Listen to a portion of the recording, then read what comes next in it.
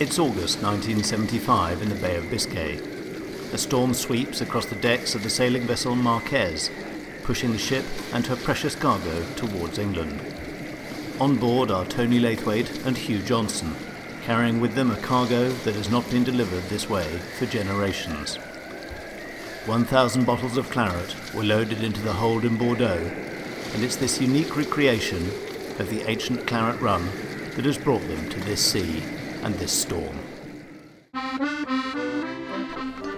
It's 36 years later at Le Chaillot Quay on the banks of the Dordogne, where Tony and the local winemakers are celebrating the launch of a new voyage, more ambitious than the first. Tomorrow, the sailing vessel Irene sets sail for London with more than 9,000 bottles of 2009 claret. For more than 800 years, the wine trade between Bordeaux and London has been at the centre of Europe's trading partnerships. After being produced in one of the many chais, or cellars, along the river, the new wine would be dispatched in barrels on wooden barges, or gabarres, that would navigate the 40 miles along the Dordogne to the port at Bordeaux. Bordeaux is the perfect Atlantic trading port for the wine country, and it was here that the barrels would be loaded onto the sailing ships for the journey to England.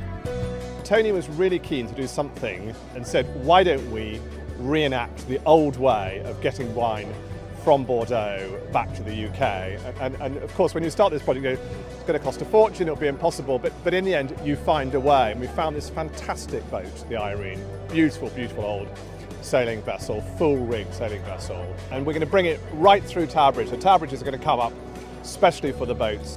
Built in Bridgewater in 1907, SV Irene is the last of the great West Country trading ketches under sail. For most of the 20th century, she had plied the waters of the Bristol Channel between Bridgewater and Ireland, carrying cargoes from coal to clay. In 1965, she was salvaged by her present owner, Dr. Leslie Morrish, who started a restoration job that would last nearly 20 years. Today, the Irene is back to her former glory. Accompanying his precious cargo on board the Irene will be winemaker Mark Hoddy. As a winemaker, you look after your grapes all year round. You look after your wine for the following year, and you bottle your wine under the most incredible sort of care and attention. But you never actually think about taking it this next step and actually taking it yourself to the place of where it's going to be drank. It's probably happened hardly ever in the whole of history. You know, the winemakers, yeah, they made the wine, but they didn't used to take it all the way to England. So it's rather special that he's taking his wine and he's going to get to London and pour it out, I think. That's a first, probably. Certainly a first for a few hundred years, anyway. Our customers are excited by this slightly madcap adventure, and the wine is fantastic, it's great value and it looks fantastic. The label is beautiful, it's in beautiful paper wrapping in a lovely wooden box, and it's a wonderful souvenir of this great event. The wine chosen for the historic voyage is a 2009 Castillon Côte de Bordeaux. It has been called Le Voyage du Chaillot Quay, and it was produced at the Laithwaite's winery on the banks of the Dordogne. Today it is being delivered to Blaye, a fishing port on the east bank of the Gironde, to be loaded into the hold of the Irene in preparation for her departure. In days gone by it would have travelled by gabarre from Le Chaillot to Bordeaux, but the lower reaches of the beautiful Dordogne are no longer navigable since the end of the regular seagoing wine trade. Locals and volunteers from the UK's Laithwaite's offices have come to load the 1,666 cases of Le Voyage into the hold of the Irene, over 9,000 bottles weighing 10 tons. Each of the individually numbered cases has to be loaded through the narrow companionway and then chocked into place to ensure that the cargo doesn't shift on the 750-mile journey to London. The route chosen for the Irene follows the old trade route exactly. The ship will leave Bordeaux and travel down the Gironde River, flanked by famous chateaux. She then enters the Bay of Biscay, skirting the northwest tip of Brittany and passing by the Channel Islands before entering the English Channel. Then it's along the south coast of England, round the South and North Forelands and into the Thames estuary for the final leg to Tower Bridge.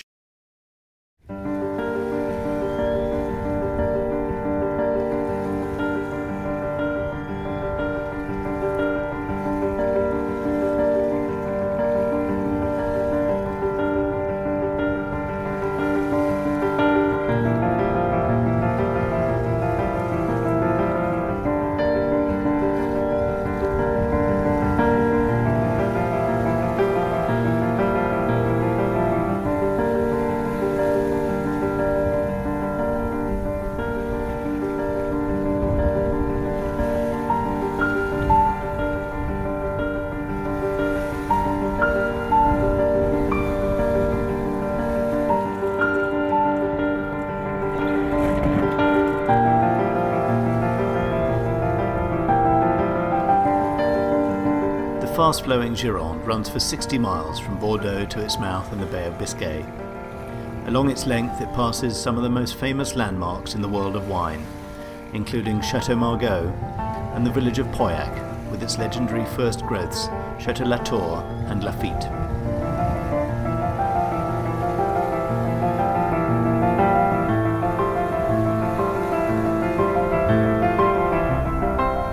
As the Irene passes from river to sea, she is sailing well in the fresh breeze.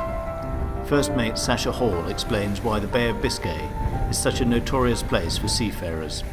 As we come up through the Bay of Biscay, the water shelves from 1,000 metres up to 30 very quickly, and all the swell that runs across the Atlantic gets compressed into a large chop that we've got now, you can see around us.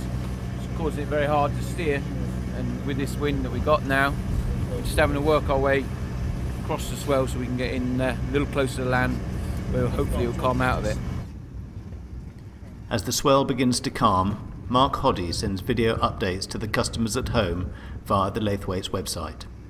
The weather's not been fantastic, but we're making good progress. I can just see Belle Isle appearing now on the horizon. We're going to have to stop for a bit, for a couple of hours for some repairs. In the strengthening wind, the wooden ladder that lashes the mizzen sail to the boom has snapped, making the sail impossible to control. With the forecast for stronger winds as the Irene heads north, the captain decides to put into port for repairs before continuing. 15 metres! With the Irene safely secured on a mooring buoy outside Belle-Île's main town of Le Palais, the crew can get to work on repairing the broken ladder.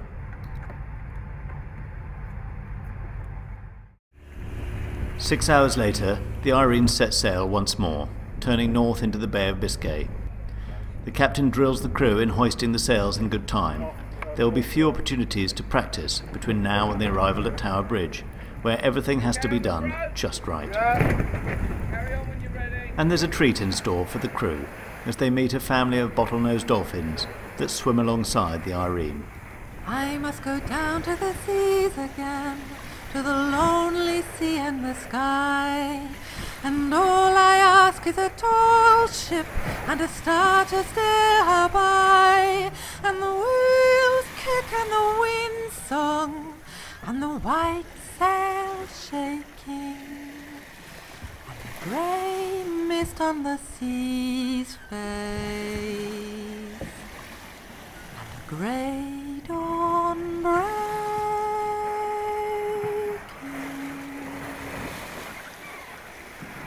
I must go down to the seas again, for the call of the running tide is a wild call and a clear call that may not be denied.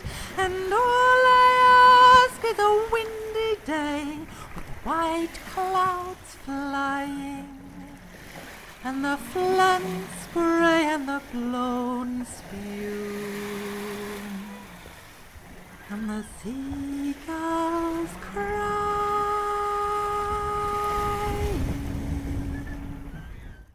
We're now here at the most westerly point, northwesterly point of France, which is Ushant, which is behind me here. It's an area notorious for its extremely bad weather and bad swell and lots of fog. However, you can see that it's a glorious day today, nice and calm, no wind, no fog, and we should be heading round the point of Ushant very shortly, and then we'll start turning eastwards into the channel towards the Channel Islands. As the Irene rounds Ushant and enters the English Channel, they received a request from England to take an urgent detour via the Channel Island of Guernsey.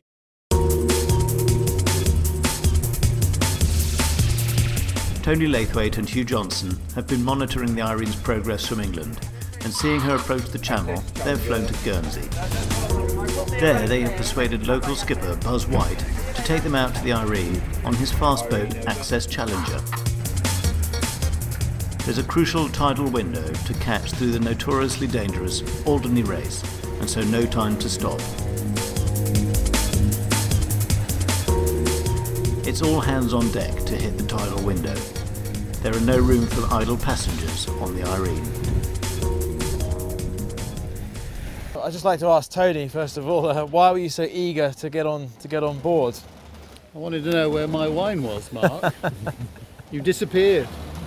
They sailed off from Bordeaux, saw them go, and then intermittent broadcasts, but where were they?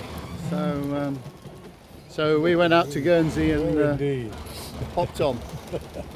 I hope people can see just how perfectly wonderful it is out here in mid-channel on a blue sky, exactly the right kind of sea, nice little wind to blow us along. Incredibly beautiful catch.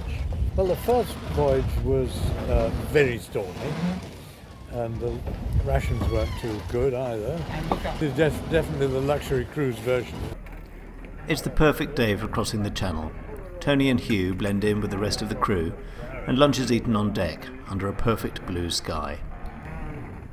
There's also time to study the plans of the Irene's rig, which detail the complex network of sails, spars and ropes that power the ketch above them. The English Channel is the busiest shipping lane in the world, and crossing it under sail between the tankers and freighters requires considerable skill and calm nerves. Before long, though, the coast of England is in sight. The first stop is Cowes on the Isle of Wight, where the Irene is going to deliver some of its cargo to the Royal Yacht Squadron. In Cowes, news of the vintage sailing vessel and her unique cargo spreads quickly. Irene of Bridgewater soon has a fan club of press and public. Soon the Royal Yacht Squadron pulls up alongside, and Tony and Hugh deliver signed cases of Le Voyage to squadron officers Charles de Selincourt and Jonathan Bradbeer. It's a fitting moment on this historic voyage to deliver wine to the cellars of the oldest yacht club in the world.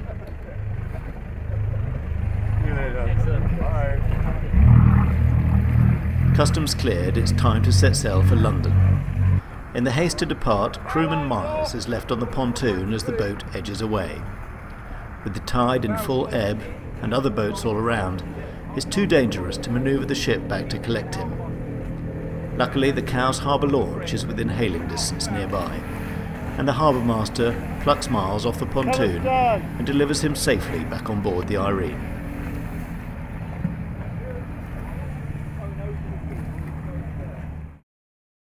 It's the final leg from Cowes to London, along the south coast of England and then turning north towards the Thames estuary. On board, thoughts turn to the welcome reception. The end of the day, and we're here on the south coast of England between Selseybill and Brighton. I think you can see Brighton just on the horizon over there. And we've decided to do our own version of a message in the bottle. And we're going to do, on the top of the case of wine, we've written a message here, and it reads, "This was dropped over the rail of the sailing vessel Irene on her way from Bordeaux to London, 14th of May 2011. If found, please contact Laithwaite's Wine to receive an invitation to our arrival ceremony and wine tasting on the 19th of May 2011 in London." So hopefully someone on the south coast of England is going to find this, a very lucky person, and I hope to see them in London.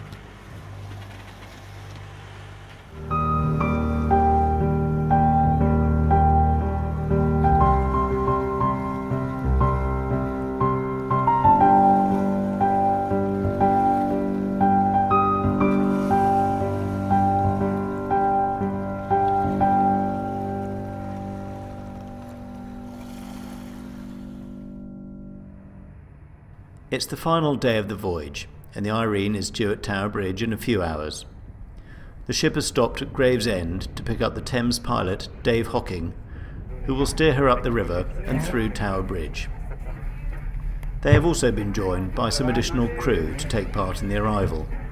Among them are 2 of the Laithwaite staff who have been given the chance to join Irene for the day, including Alison McClure from the web team. Welcome aboard on our last leg today of the Irene. Have you been following the trip since we began? Yes, I've been looking at the GPS map to see where you've got to. So we're going to be in Tower Bridge in about an hour or so. Have you got anyone coming to meet you? My sister said she might make it up to Tower Bridge just to see us going through and opening up and everything. Family and friends of many of the crew have made their way to Tower Bridge for the arrival of the Irene, and there's a sense of expectation and excitement as she moves slowly up the Thames. And as she passes London's landmarks, there's a strong sense of history too, remembering how many years ago thousands of ships carrying wine and other cargoes from around the world would have made their way along these same waters to the trading houses that still flank the upper reaches of the river.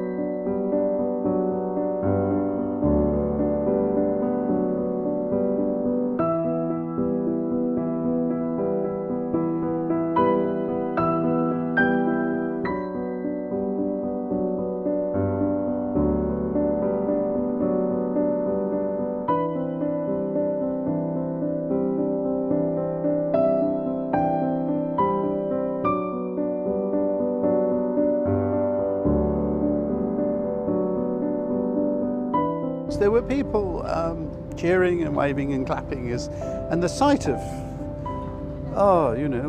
that and that bridge opening for you. It is like welcome home. The arms open and enfold you.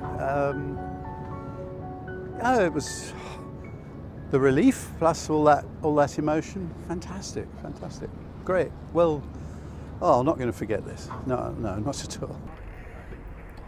With the Irene moored safely alongside in the shadow of Tower Bridge, her precious cargo intact, the heavy work of unloading begins. It's an emotional day for everyone involved, and Thames pilot Dave Hocking has some special memories.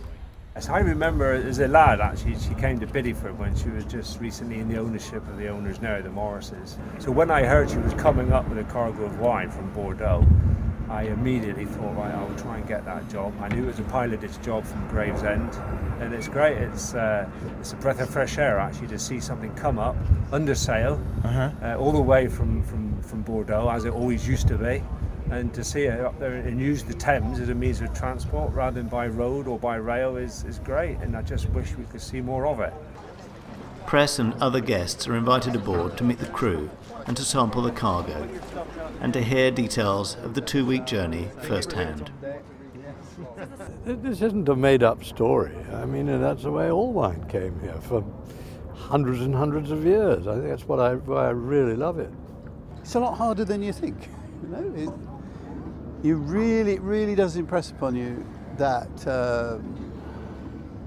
in those days it was not that easy getting wine to market. I mean, when you've been involved in making wine, it's not that easy. If you've worked a vineyard, it's real hard work working a cellar. It's real hard, physical work. But then you add to it getting it to the market in this way, that's bloody hard too. I have enjoyed it thoroughly, to be honest. You know, at the beginning it was hard, and then it was when you got into the rhythm of things, and basically it's the people who made it. You know, the great team, and it's fantastic. Yeah. It was a fantastic sail. I mean, a sail of a lifetime. Remembering that day between Guernsey and Cowes with exactly the kind of wind this big, heavy old boat requires, we really licked along. It's heaven on earth. As the day draws to a close on the Irene and the ship's ensign is struck for the final time on the voyage, the crew make their way to the Laithwaite's wine shop, a quarter of a mile upriver in Borough Market, for a homecoming party. 150 guests have been invited to celebrate a historic voyage, exactly 2 weeks since Irene set sail from Bordeaux. I'd like to welcome you here, first of all, to what is the centre of what was this great trade, Bordeaux. Where you're standing now is, has always been the centre of where the wine traders brought their wine for centuries. So it's historic. In 1965, it was the year I first went to Bordeaux. When I left school, I went to Bordeaux, and there I fell in love with wine, and I learned all about the story of it and the history of it, and I've done nothing else ever since, really. Also in 1965, Leslie there bought the Irene, same year. We're the boys from 65, Leslie and I, and it's very nice that we've come together like this. It was a lot of fun. I mean, there were a few hiccups, but they were minor, and we had a good time. In addition to the opportunity to sample the cargo, the guests can also bid for unique bottles in the auction hosted by wine writer Charles Metcalfe. 675 once, 675 twice, 675 it is 550. 550, 600, 600 with you, sir, 650, 650, 700, 700. The auction is in aid of Macmillan Cancer Support, with all the wines having been donated and brought back in the hold of the Irene. The 16 lots include a bottle of Chateau Lafite Rothschild 1975 and a 200-year-old bottle of Malmsey Madeira. 1,050 once, going the first time, going the second time, £1,050 to you, sir, gone. Charles, that's quite an achievement. How much did you raise? We raised over £11,000 from the actual bidding, the voiced bidding. That we got 3 lots back there, so you know it should be 12,000 plus by the time the whole thing is finished. All that money will go to Macmillan Cancer Support, and that's just terrific.